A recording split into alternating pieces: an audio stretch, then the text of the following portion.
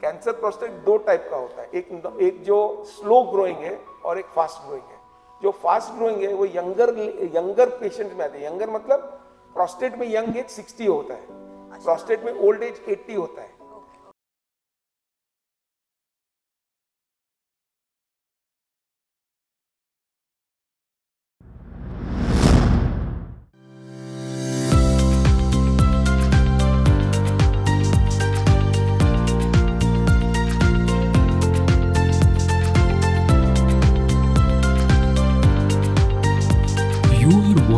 Surgery simplified, शस्त्र कला सरल शब्दों में। Hello everyone, welcome back to our channel surgery simplified, शस्त्र कला सरल शब्दों में।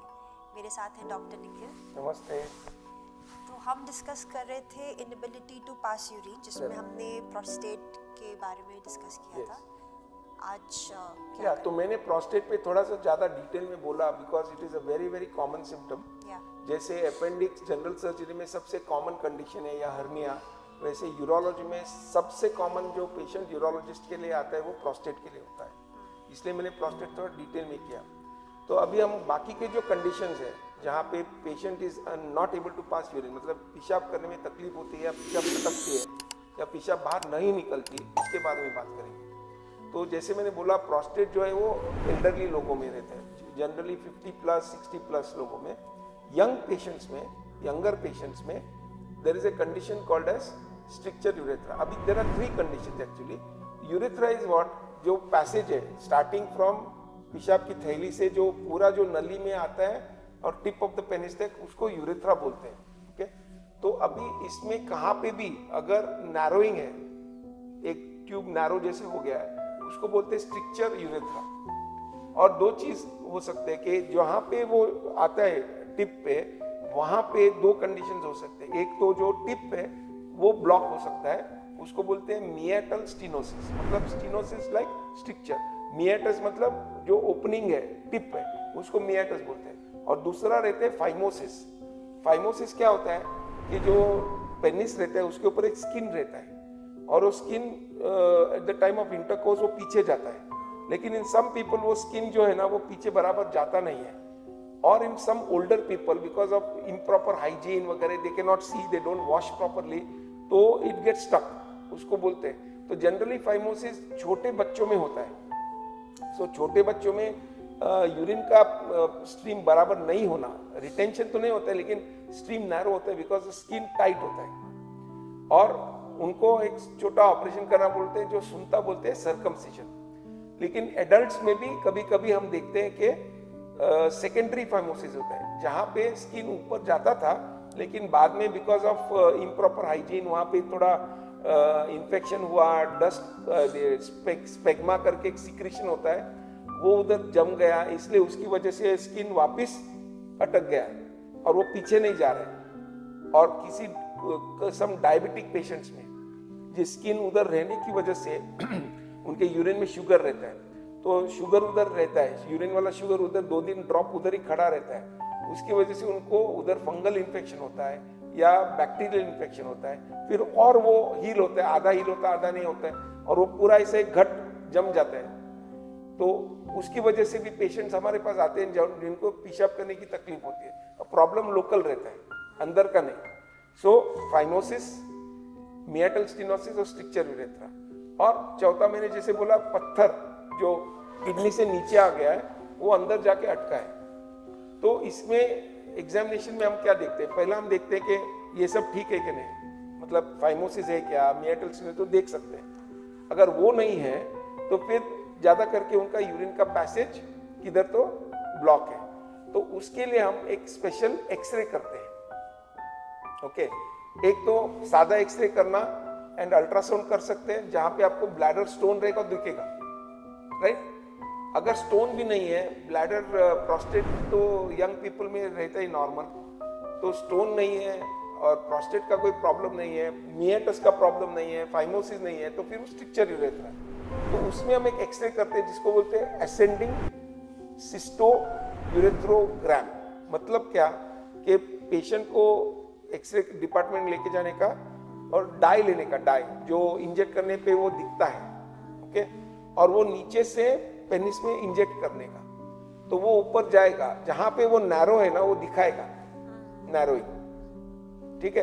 तो असेंडिंग मतलब नीचे से ऊपर दे रहे हैं, नीचे से हम डाई डाल रहे हैं और एक्सरे ले रहे हैं, तो वो एक्सरे लैटरल पोजीशन में लेते हैं, तो यूरेथ्रा ऐसा दिखता है पूरा, उसमें डिलीनिएट होता है, तो वहां पे आपको दिखेगा कि एक जगह पे नैरोइंग है, ठीक है। तो हो गया स्ट्रक्चर यूरेथ्रा। सो डायग्नोसिस बेसिकली क्लिनिकल है और एक एक्सरे जो असेंडिंग यूरेथ्रोग्राम है और अल्ट्रासाउंड, इसमें आपका पूरा डायग्नोसिस हो जाता है। अगर ब्लैडर स्टोन है तो उसको नीचे दूरबीन डाल के उसको ब्रेक करके निकाल सकते हैं। अगर स्ट्रक्चर यूरेथ्रा है तो उसको भी दूरबीन से हम कट करके वो पैसेज बड़ा करके दे सकते हैं। लेकिन स्ट्रक्चर यूरेथ्रा में दो चीजें, एक तो एक बार स्ट्रक्चर हो गया तो बाद में बार बार स्ट्रक्चर होने की चांस होते हैं, मतलब आपने कट किया कुछ महीने बाद वापस हो सकता है, तो हम उनको डायलेटेशन करते हैं, मतलब एक मेटल का रॉड रहता है जहां पे एक बार हमने बड़ा किया उसको हम बुलाते हैं, 1 महीने के बाद डालें, 2 महीने के बाद डालें, 6 महीने के बाद डालें, और या फिर उनको हम सिखाते हैं एक रबर का या प्लास्टिक का ट्यूब खुद सेल्फ कैथेटराइजेशन, तो रेगुलरली डायलेट किया तो वो बड़ा रहता है, फिर 1-2 साल डायलेट करके धीरे धीरे बंद कर दे तो भी कुछ नहीं होता है। लेकिन मोस्ट पीपल अगर डायलेट नहीं किया या डायलेटेशन पे नहीं आए तो वापस उनको स्ट्रक्चर होता है, तो या तो वापस उसको कट करना पड़ता है अगर बार बार स्ट्रक्चर होने वाला है, या फिर स्ट्रक्चर लंबा है, 1 सेंटीमीटर का से ज्यादा लंबा है, तो फिर ओपन ऑपरेशन करना पड़ता है। तो मतलब दूरबीन से नहीं कर सकते हैं, उसको कट करके उसको ज्वाइन करना, जो स्ट्रक्चर पार्ट है कट करके बाकी का ज्वाइन करना, या उसको ऊपर से कट करके एक ऐसा ऊपर से रूफ को एक पैच लगा देना, वो ओपन ऑपरेशन से करना पड़ेगा, दूरबीन से नहीं होगा, उसको बोलते हैं urethroplasty. Okay, so that is about structure urethra. Regarding meatal stenosis, एक छोटा ऑपरेशन करके वो होल बड़ा कर सकते हैं, अगर फाइमोसिस है तो सुनता करने का, सर्कमसिजन कर देने का। ओके, अब यहाँ पे आपको मैं 2 चीज और बताना चाहता हूँ कि छोटे बच्चों में भी ये प्रॉब्लम हो सकता है, और वो प्रॉब्लम जैसे मैंने बोला, एक तो फाइमोसिस जहाँ पे फ्रॉम बर्थ वो स्किन जो है वो बहुत टाइट रहता है, तो 3 महीने का बच्चा, 2 महीने का बच्चा, साल भर का बच्चा, 2 साल का बच्चा, हमको सर्कमसिजन करना पड़ता है। और उधर भी मिएटल स्टेनोसिस का भी प्रॉब्लम हो सकता है। और एक तीसरा है, उसको बोलते हैं हाइपोस्पेडियासिस। हाइपोस्पेडियस मतलब क्या कि नॉर्मल आपका जो पेनिस है वो पूरा स्किन से कवर रहता है और उसके अंदर पेशाब का पैसेज आता है। इनमें क्या होता है कि पेशाब का पैसेज इधर ही रुक जाता है बीच में, और ये पेनिस ऐसा बेंड रहता है, तो पेशाब यहाँ से आता है और वो होल बहुत छोटा होता है, तो उनको एक प्लास्टिक सर्जरी करके ये होल को, पहला ये पेनिस को स्ट्रेट करना पड़ता है और फिर ये होल को इधर लाना पड़ता है। एक प्लास्टिक ऑपरेशन में उसको ये करेक्शन ऑफ हाइपोस्पेडियासिस बोलते हैं उसको। तो एक करेक्शन ऑफ हाइपोस्पेडियासिस करने से उनको यूरिन बराबर से आ जाएगा। ओके, जैसे ऑलरेडी मैंने आपको ऑलरेडी बताया कि प्रोस्टेट का तो प्रॉब्लम रहता ही है, रिटेंशन ऑफ यूरिन, तो वो प्रोस्टेट का ट्रीटमेंट कर सकते हैं। एक और कंडीशन है जिसको हम बोलते हैं प्रोस्टेट कैंसर। अब हमने प्रोस्टेट कैंसर नहीं डिस्कस किया, तो प्रोस्टेट कैंसर भी रिटेंशन ऑफ यूरिन करके आ सकता है या ब्लड इन द यूरिन आ सकता है, दोनों तरफ से आते हैं, ज्यादा करके रिटेंशन में यही आता है। अब कैंसर ऑफ द प्रोस्टेट क्या होता है कि कैंसर ऑफ द प्रोस्टेट में वो प्रोस्टेट जो एनलार्ज्ड है उसमें कैंसर हो जाता है, लेकिन कैंसर ऑफ द प्रोस्टेट ज्यादा करके बाहर की तरफ ज्यादा होता है। हमने 3 जोन बोले थे, अंदर का zone, transitional zone, central zone, peripheral zone. So outer zone में ज्यादा होता है, तो हाथ को लगता है। हम जब रेक्टल एग्जामिनेशन करते हैं ना तो वहां पे हमको लगता है कि ये हार्ड है। कोई भी हार्ड जो है ना वो कैंसर, सॉफ्ट रहेगा तो नॉर्मल टिश्यू रहता है। ओके, हार्ड, और उसमें नोड्यूल्स होते हैं, जैसे अभी थायराइड में नोड्यूल है वैसे इधर भी नोड्यूल्स होते हैं। तो अगर नोड्यूल लगा और हार्ड लगा और आपको डाउट आया तो नेक्स्ट स्टेप आपको क्या करना है, transrectal ultrasound, PSA and needle biopsy. अब वो सपोज आ गया कि कैंसर है, उसके बाद क्या करने का, उसको स्टेज करना पड़ता है। ओके, बिकॉज प्रोस्टेट ऐसा है, तो अगर कैंसर है तो ऊपर ब्लैडर में जा सकता है और बाहर दूसरे एरिया में जा सकता है, तो उसका एमआरआई करना पड़ता है। एमआरआई में आपको स्टेजिंग दिखेगा कि कहाँ पे प्रोस्टेट कैंसर है, तो वो उसमें भी वैसा ही है कि prostate which is restricted to the prostate stage 1 which is spread outside the prostate, मतलब मैंने आपको बोला सेमिनल वेसिकल रहता है जिसमें सीमेन तैयार होता है, अगर वो इन्वॉल्व हो गया या नीचे का ब्लैडर इन्वॉल्व हो गया, राइट, या प्रोस्टेट का कैप्सूल के बाहर गया, तो वो स्टेज 2-3 होता है। और अगर बाहर स्प्रेड हो गया, मतलब बाय ब्लड स्ट्रीम लिवर को, बोन्स को, prostate cancer spreads to the bone, तो स्टेज 4 हो जाता है। अब और एक चीज आपको बताना चाहता हूं, तो स्टेज करने के बाद, मतलब स्टेज 1 स्टेज 2 के लिए रेडिकल प्रोस्टेटेक्टोमी करके एक ऑपरेशन है जो करना पड़ता है, ओके, और उसके साथ रेडिएशन और हार्मोनल थेरेपी भी अवेलेबल है, ओके, हार्मोनल थेरेपी और रेडिएशन, ये 2 मोडालिटीज हम एडिशनली कैंसर प्रोस्टेट के लिए यूज कर सकते हैं। तो अगर 3 स्टेज है तो वी कैन डू, अगर वो निकालने जैसे नहीं है तो उसको रेडिएशन देके हार्मोनल थेरेपी दे सकते हैं, और स्टेज 4 में हार्मोनल थेरेपी दे सकते हैं, उसमें रेडिएशन का कोई मतलब नहीं है। और अगर उनको सिम्टम्स है रिटेंशन का तो लिमिटेड टीयूआरपी कर सकते हैं, जो करंट से हम करते हैं ना, पैसेज कर देने के लिए। लेकिन अगर वो ऑलरेडी स्प्रेड हुआ है तो टीयूआरपी करके उनको फिर हार्मोनल थेरेपी पे डाल सकते हैं। अब एक चीज है कैंसर प्रोस्टेट का जो बहुत मजेदार है, कैंसर प्रोस्टेट 2 टाइप का होता है, एक जो स्लो ग्रोइंग है और एक फास्ट ग्रोइंग है। जो फास्ट ग्रोइंग है वो यंगर पेशेंट में आती है। यंगर मतलब प्रोस्टेट में यंग एज 60 होता है, प्रोस्टेट में ओल्ड एज 80 होता है। तो 70 to 80 का जो है डिकेड हम उसको ओल्डर प्रोस्टेट बोलते हैं, 60 to 70 का डिकेड हम बोलते हैं यंगर प्रोस्टेट। तो prostate cancer appearing in younger patient is generally more aggressive, and cancer of the prostate in older age group is generally less aggressive.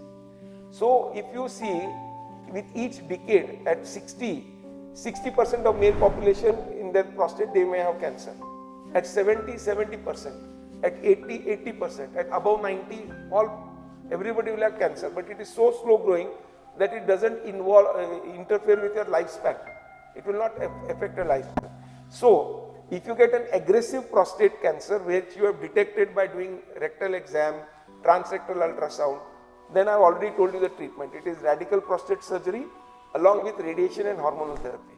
However, आपके पास पेशेंट एक symptom के लिए आया और उसमें आपको PSA लेवल हाई दिखा, 70 साल का 75 साल का बुढ़ा है, उसको कोई सिम्टम नहीं ज्यादा, उसको थोड़ा सा LUTS है, लट्स है, लोअर यूरिनरी ट्रैक्ट सिम्टम्स है, और वो अल्ट्रासाउंड में निकल गया या PSA की और ज्यादा आ गया, उस पेशेंट को हम क्या करते हैं, हम उसको हार्मोनल थेरेपी देते हैं। अब हार्मोनल थेरेपी 2 टाइप का है, एक इंजेक्शन है और दूसरा टेस्टिस निकाल देने का। इन आवर कंट्री टेस्टिस निकाल देने का ज्यादा आसान है। So what we called is castration. Castration मतलब टेस्टिस निकाल देने का, सर्जिकल कैस्ट्रेशन और मेडिकल कैस्ट्रेशन। मेडिकल कैस्ट्रेशन जो in foreign countries they do medical castration, they give hormones which will make the testes disappear. Yeah, but it takes 1 year and it's very expensive. It is cheaper just to remove the testes, which takes 10 minutes, and it has the same effect. So what it does, it slows down the growth of the prostate, the cancer's growth, further slows it down, and therefore the person can live his normal life with a small simple operation without any problem. So cancer prostate you can clearly divide into 2. One which is aggressive in younger people which need the full treatment, the slow growing variety which is more commonly seen in older people where maximum you may have to do orchidectomy or give hormone. So even cancer prostate being a part of retention of urine, I have added it so that it completes the prostate thing, because it's one of the commonest organ which urologists see. Okay, so bottom line, the patient has retention of urine in younger patient. You have to find out what is the cause, most likely stricture, which can be treated with scopic dilatation, or may need urethroplasty, or if it is a cancer prostate, you have to treat according to the age and aggression of the disease. Sure. All right, thank you so much, doctor. So if you have any queries, anything that you want to share, do let us know on the comment section. Like our video, subscribe to our channel, share with your family and friends, and stay tuned.